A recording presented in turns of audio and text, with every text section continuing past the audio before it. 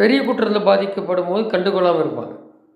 வருமானம் இப்போது 2 நாளுக்கு முன்னாடி மனோன்மணி சுந்தரம் பல்கலைக்கழகத்தில் ஆளுநர் மீது விமர்சனம் வைப்பதாக நாடகம் ஆடிய நாகர்கோவில் திமுக மாநகர ராஜன் என்ப நபர் சில நாடுகள் முன்பு வரை நாகர்கோவில் மக்களால் கோழி ராஜன், தடியன் ராஜன், கோழி கடை வச்சிருக்கு என்றெல்லாம் அழைக்கப்பட்டிருந்த தன் மீது பல குற்றச்சாட்டு கொண்ட ஒரு நபர்.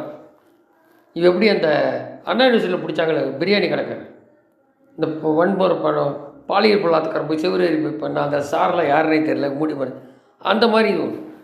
நாகர்கோவிலில் புகழ்பெற்ற சவேரியார் கோவிலுக்கு அரசு ஒதுக்கிய சுமார் 1.5 கோடி ரூபாய் நிதியை இந்த கோழிராஜ சூற்றி விட்டதாகவும் அந்த படத்தில் பல சொத்துக்களும் தனது மனைவியரில் இனோவா காரும் வாங்கியிருப்பதாக நாகர்கோவில் மக்கள் புகார் கூறுகின்றனர். மக்கள் சொன்னப்புறம் தகவல் உரிமை சட்டம் மூலம் கேள்வி எழுப்பியும் அதுக்கு பதில் அளிக்க கொடுக்கல.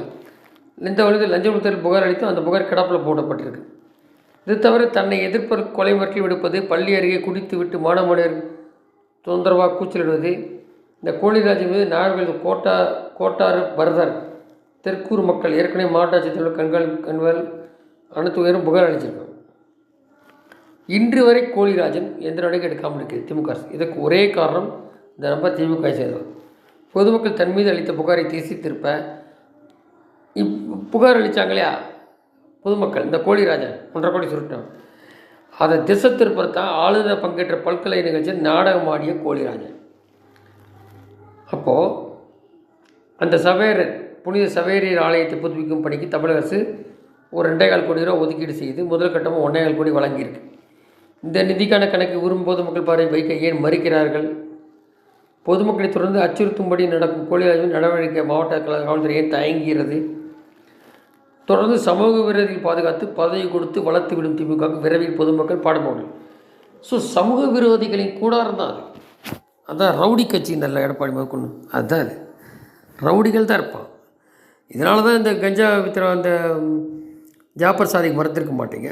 போதைப்பொருள் விற்கிறவன் திமுக எப்படி திமுக தான் இந்த அப்படி அப்புறம் அனுதாபின்னு சொல்லி நீக்கின அப்படி அப்புறம் இந்த பிரியாணி கடைக்காரன் இதில் இந்த கோழிராஜன் இன்னும் நிறைய கோழிராஜன் அந்த இப்போ ஞானசேகரன் பல பேர் இருப்பான். பல பேர் மொத்த கூடாரம் தான் அது. நீங்கள் பார்த்தீங்கன்னா எல்லாருமே இப்போ சில அமைச்சர் பார்த்திங்கன்னா ப்ரெஸ்ஸுக்கு ரவுடி மாதிரியும் பேசுவாங்க. ஏன்னா அங்கேருந்து வந்தாலும் தான் ஒன்றும் பெரிய இன்னொருத்தர் கூட சொன்னார், நம்மளை கஞ்சா இது கலாச்சாரம் காத்தினார் பேர் மட்டும் காந்தின்னு இருக்கிற ஒரு அமைச்சர் நம்மளை குறிப்பிட்டிருக்கிறாரு.